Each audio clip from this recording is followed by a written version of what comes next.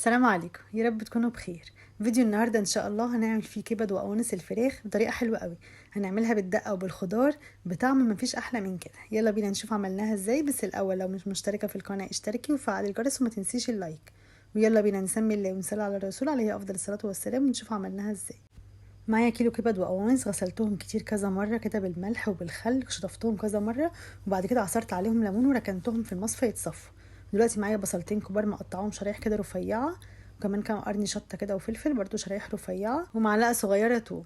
هقلب ده كله على بعضيه. حطيت عليه معلقه فلفل اسود ومعلقه صغيره كزبره ومعلقه صغيره كمون، ما كترش عشان خاطر الكمون ما يمررش فيه. وحطيت كمان نص معلقه بهارات من بتاعه اللحمه.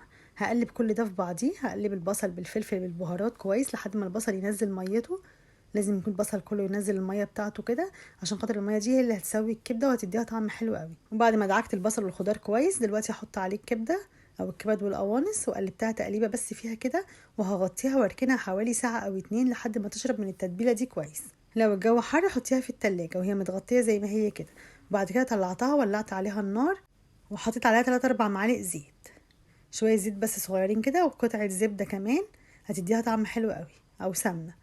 غطيتها بقى واسيبها تستوي. في ثواني هلاقيها هي طبعا شاربه الميه دي كلها وشاربه من التتبيله. وبعد ما اتاكدت ان هي استوت وطلعت كل ميتها قطعت طماطميتين كده شرايح رقيقه وحطيتها فيها. اغطي واسيبها تاخد معاها غلوتين كمان.